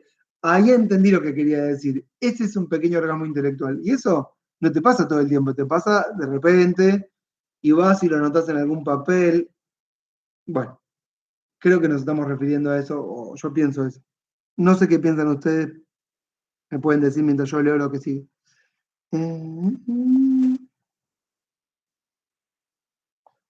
Como cuando entendí a Schmidt, ese fue mi orgasmo intelectual. Bueno, exactamente. A mí cuando yo agarré la vez pasada Seguridad, Territorio y Población de Foucault, y me agarré después un autor, Lemaitre, que hablaba, no sé, en el 1600, de no sé qué cosa, de teoría, de la polis, y yo digo, wow, esto me partió la cabeza. Todo el tiempo me pasa igual esas cosas. Bueno, dice Hannah Arendt, ni la labor, escuchen, página 126, abajo, ni la labor, ni el trabajo poseen suficiente dignidad para constituir un bios. Ella dice ahí bios, B larga I-O-S, es decir, una autonomía y una auténtica humana forma de vida, es decir, laburando, ¿no? Trabajando no podemos constituir lo que ella entiende una forma de vida, es básicamente una esclavitud eso. Puesto, dice ella, que sirven en la labor y el trabajo para producir lo necesario, por un lado la labor, y lo útil, eso es el trabajo, pero no nos permiten, escuchen lo que vamos a decir ahora, ser libres. Es decir, ¿qué significa para ella ser libres en términos aristotélicos? Ser independientes, escuchen, de nuestras necesidades y de las exigencias humanas. Y esa es la libertad. ¿Cuál es la libertad de la que entiende Hannah Arendt auténticamente libertad? La libertad de la dependencia de las necesidades materiales. Es decir, si vos tenés la necesidad de comer y para eso tenés que laburar, vos no sos libre. Si vos trabajás todo el día, no sos libre. Si vos tenés que un fin de semana ir al shopping a comprarte una pilcha para ser feliz, vos no sos libre. Eso no es una auténtica forma de vida libre, de auténtico bios. Eso en realidad es una dependencia de las cosas materiales. Y es una especie de esclavitud. ¿Siguen lo que estoy diciendo? ¿En qué sentido uno sería auténticamente libre? Cuando uno, como dice Platón, ¿vieron cómo empieza República? Ayer bajé al Pireo y me encontré con Menganito y nos pusimos a charlar. Eso es libertad. Cuando vos podés, como ella dice, como decía Platón, en realidad, hacer política. ¿Y qué era hacer política? Filosofar en la polis. Dejar volar la imaginación, charlar, leer. y les diría incluso contemplar. ¿Está claro esto que estoy diciendo? Mismo les diría que gobernar, que es acción, también acción política, también es una necesidad. Y en algún momento la acción de gobernar se vuelve también una necesidad y deja de ser la contemplación o el bios. ¿Está claro esto que estoy diciendo? El concepto de vida activa de la polis, dice ella, se perdió y lo que fue ganando preponderancia en nuestra actualidad es la preponderancia, escuchen ahora lo que voy a decir, del trabajo y de la labor. Es decir, ¿qué estamos viviendo en nuestras sociedades?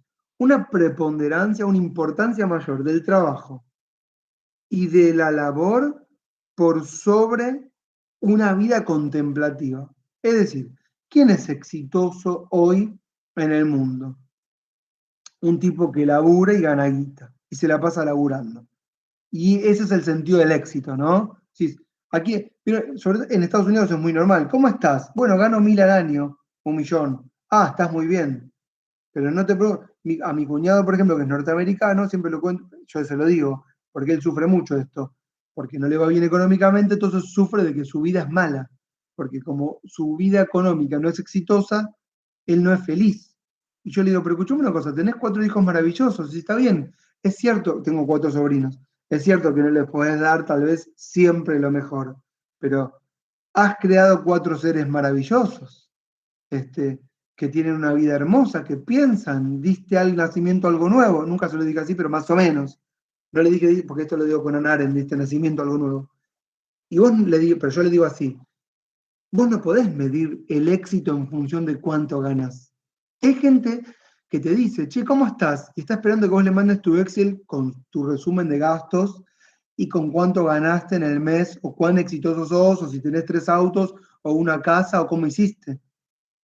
Y yo siempre digo, no podemos medir el éxito a través de si yo soy el empleado del mes, si yo soy el empresario exitoso, si tengo, no sé, si soy un emprendedor, si me la arreglé por mí mismo, ¿entienden, no? La meritocracia, no. ¿Y qué pasó con la vida contemplativa que uno podría pensar hoy es la mejor vida? ¿Qué le dirían hoy a una persona si se la pasa leyendo y contemplando el más allá?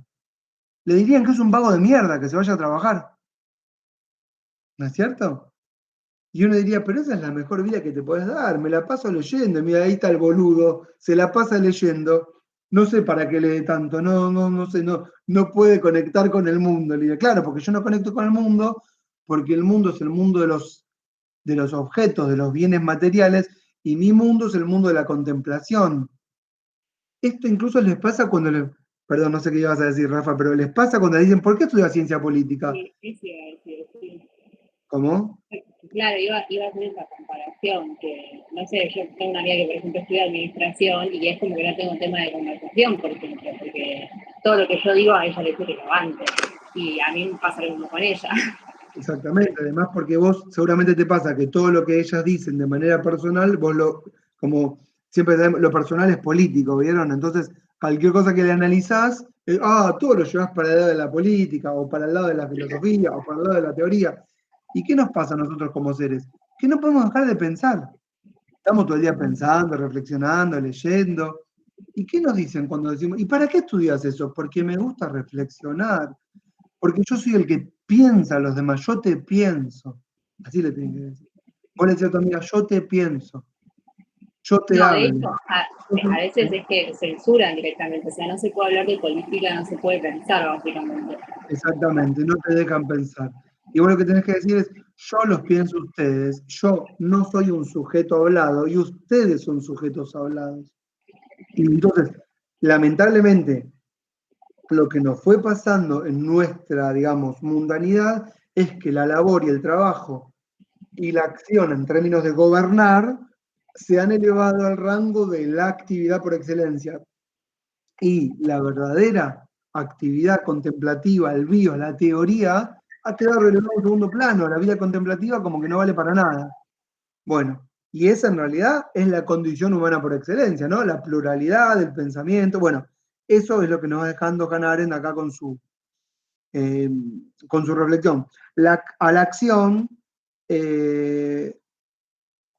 dice, a la acción en cuanto a vida contemplativa, no gobernar, ¿eh? En cuanto a vida contemplativa, es el único modo, dice ella, de vida verdaderamente libre. Ahí está. Si le dicen, ¿y para qué estudias esto? Porque quiero ser libre, ¿sí? Libre. Yo no tengo esa necesidad que tenés vos de estar mirando constantemente objetos.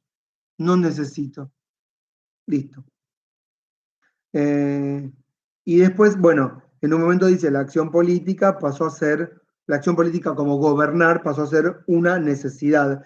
Y dice ella, o no sé quién lo dice, no importa, solo es libre quien lleva una vida contemplativa. Sigo. Bueno, después ella dice que ese es el bios políticos griego, la vida contemplativa, y después me meto un segundo con mi cuadernito. Porque en un momento empieza a hablar de la quietud y la inquietud. La quietud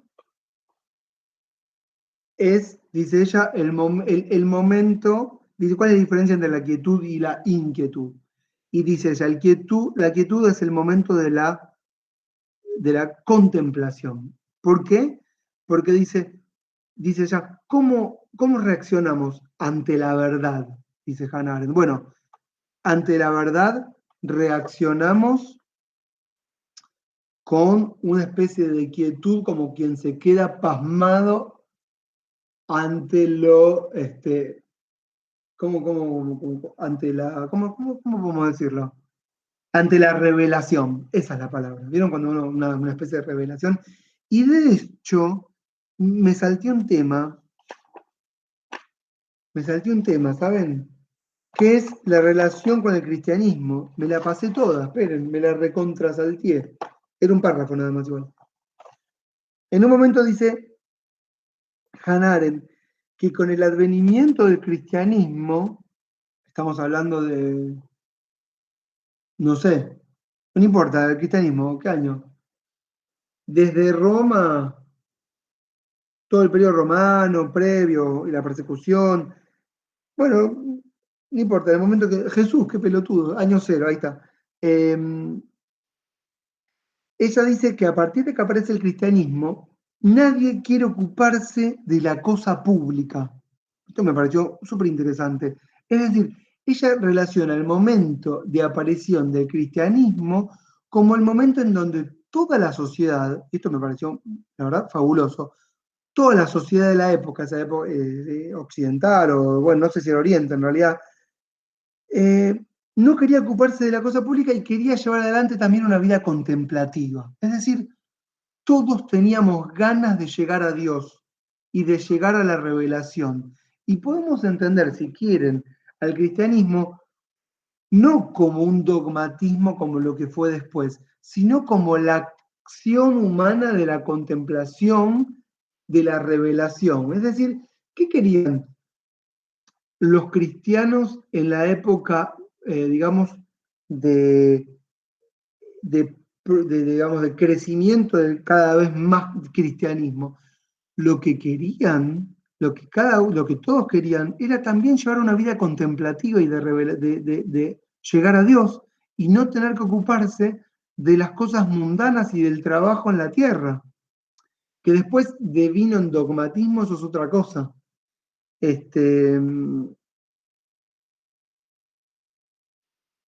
Y acá, bueno, me anoté un montón de cosas. Ahí está, leo mi cuadernito. Cuando dice que con el cristianismo nadie se quiere ocupar de la cosa pública, me estoy leyendo a mí mismo, o de la política, supongo que habla de la administración, de la polis o de la ciudad.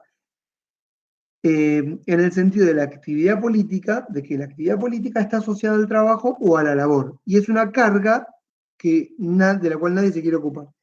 El cristianismo reclamaba como derecho de todos la idea de una vida contemplativa. Y Hannah dice que esto viene de Aristóteles, esto de que todos tengamos una vida contemplativa. Y acá, esto está. Yo me pregunté a mí mismo, ¿era el cristianismo? Esto no sé, estaba muy tirado de los pelos. ¿Era el cristianismo una especie de iluminismo de la época? Como si el iluminismo fue el momento de de salir del dogmatismo de la religión, ¿fue el cristianismo en ese momento una especie de iluminismo para el pensamiento de la época romana? No sé. Che, ahora todos podemos llegar a Dios, contemplemos. Raro igual, pero bueno, me lo imaginé como algo así, como que el cristianismo era un momento de iluminación. Y después me anoté esto, no sé si me están siguiendo con las pelotudeces que estoy diciendo, pero no importa. Y si asociamos la religión, me puse como pregunta mía, y la idea de Dios como negadora de la razón y enceguecedora, porque hoy uno pensaría Dios es una especie de negación de la razón, ¿no es cierto? De la posibilidad de pensar. Entonces, ¿no será que el iluminismo hizo con la razón lo que el cristianismo en su época? Es decir, el iluminismo hoy nos encegueció con tanta luz y hoy estamos en este estado, que ya lo hablamos, creo que ya lo hablamos, de enceguecimiento total en donde nadie ve nada y un holocausto fue posible y también hoy es posible que cualquiera venga y te diga la tierra es plana y cualquier verdura y nadie entiende nada. Estamos en una especie de enceguecimiento total. No sé. Bueno. Y después, Hay un documental que está bueno. ¿cómo? Hay un documental que está bueno, que es sobre las redes, ahora lo voy a buscar en Netflix, que No. habla. ¿Lo vio? Sí, ya yo lo dejé por la mitad, pero no digo que no lo vean, está muy bien, ¿eh? Yo porque ya vengo leyendo esto, viste, a pleno, ya como que me era como, a mí personalmente me fue como constatar de alguna manera, pero está bien, que estaba centrado en lo que vengo leyendo, pero ya vengo leyendo esto hace un montón. Pero véanlo, es de todos los creadores, digamos, de todos los elementos, de todas las acciones de las redes sociales que hoy han condicionado nuestras vidas. De hecho, podríamos pensar al algoritmo como una, pero lo pensé, lo quería trabajar la vez que viene, Rafa, al algoritmo como una especie de, mañana, vamos a trabajar al algoritmo, yo lo pensé, como una especie de nuevo totalitarismo o micrototalitarismo, pero lo pensamos mañana. Así que lo de las redes sociales mañana entra en la clase. Y el documental. Si querés compartirlo ahora por el WhatsApp. Bueno, no, estaba viendo si dije más o menos todos. Más o menos todo. En un momento yo me hice para mí mismo una nota así, pero yo no sé si ven ahí, yo me hice esto a mí mismo. No sé si les sirve. Puse ahí los tipos de acciones, puse arriba de todo la contemplación, después puse la acción política de gobernar y más abajo me puse trabajo y labor, como como una especie de estratificación de las acciones, ¿no? Y la vida activa es la de la contemplación, que es la que está más arriba. ¿Se lee lo que estoy mostrando? No sé si lo ven. Leer no se lee, pero sí se ve. La idea. La cámara 1 entonces me toma mal. Qué mal que estamos trabajando. Bueno, tengo que pedir a producción. Ahí vele, Sí, gracias igual, por decirme la idea. profe, Sí. igual la idea se entendió, o sea, sí. Bueno, y ella dice, para terminar, pues ya son 11 menos 10, yo estoy zarpado hablando, perdón.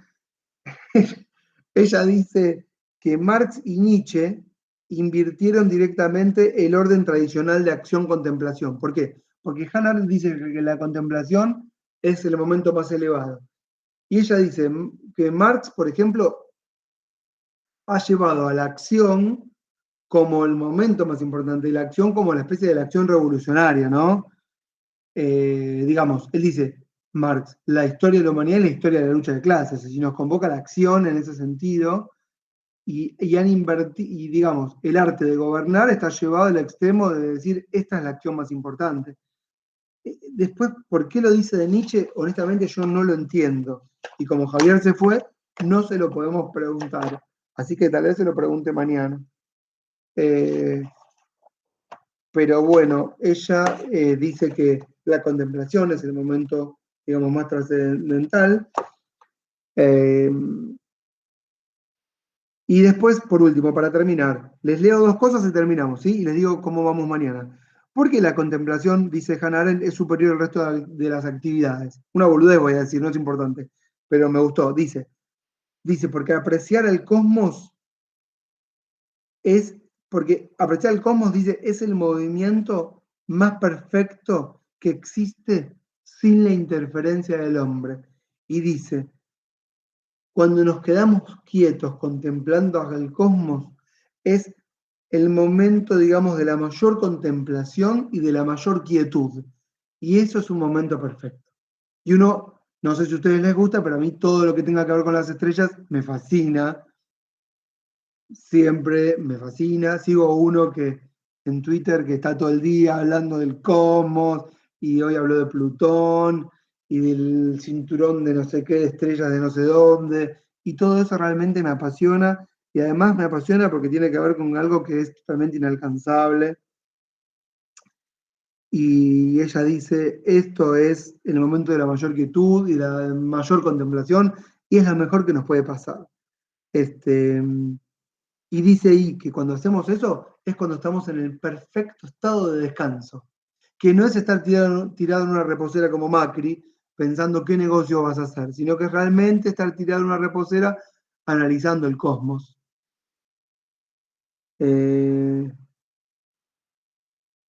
Bueno, y después dice, pero ¿por qué la vida activa tiene dignidad? ¿Vieron cuando Perón dice, el trabajo es dignidad, el trabajo dignifica? Bueno, porque la dignidad de ese trabajo sirve a las necesidades y exigencias de la vida contemplativa. Es decir, ¿por qué uno trabaja? Yo cuando digo que soy comerciante y lo digo mucho honra, y mi mamá se pone mal, pero ¿por qué sos comerciante? Yo soy comerciante porque eso sirve a mi vida contemplativa. Si yo no soy comerciante y no tengo una vida, digamos, mundana que me permite acceder a los bienes materiales, no puedo hacerme de un pequeño espacio de contemplación. Entonces, desde ese lugar uno reivindica y dignifica la vida de la labor y el trabajo humano. ¿Está claro, no? Es decir, algo tienen que hacer. No se la pueden pasar en babia con una beca de alguien, a ver si consigo algún currín, porque, bueno, siéntanse útiles en algún punto. Y si quieren, ya está. Dice más cosas que no las voy a leer sobre el final. ¿Qué hacemos mañana? Si leen, yo les voy a decir que vamos a hacer 2 cosas si tenemos tiempo. Una mitad de mañana la dedicamos a la conferencia que les dejé de Darío Stanraiver. Se las dejé, ¿no? ¿Vieron que se las dejé la vez pasada por el chat? ¿La vieron? ¿No la vieron, no? Belén me pone. ¿La reenvía? Ahora la reenvío. Bueno, esa, miren, yo me apunté en estas 6 páginas toda la conferencia. Es decir, ¿qué voy a hacer toda la clase? Toda la clase, sí, ahí Belén nos está tirando unos conceptos que vamos a ver mañana. Toda la clase de Darío Stanraiver me la anoté. O sea que toda la clase de mañana voy a analizar la primera mitad, el texto de los orígenes del totalitarismo. Y la segunda parte, esta conferencia. Así que si la ven, es hermosa y nos permite, de alguna manera, vamos a decirlo, filosofar. ¿Qué significa filosofar? Trabajar un poco los conceptos y pensarlos un poco con estas categorías en la actualidad. ¿Cómo podemos pensar el algoritmo, como dijo Rafa, como una especie de origen del totalitarismo posmoderno? Profe, ¿la puede reenviar cuando Ahora pueda? cortamos y la reenvío, porque yo son las 11 menos 3. Gracias. Y esta idea de que Eichmann es un simple burócrata, sí. Todo eso que ahí notó ver en el chat, que si lo leen, Belén es compañerísima en todos los sentidos. Si lo leen, lo que puso ahí en el chat son los conceptos que vamos a ver mañana. Mañana entonces a las 9 nos encontramos. ¿Está bien? Sí, sí. Bárbaro, profe. Ahora reenvío. ¿Vele, grabaste todo? Todo, qué grande, listo, dejamos todo disponible.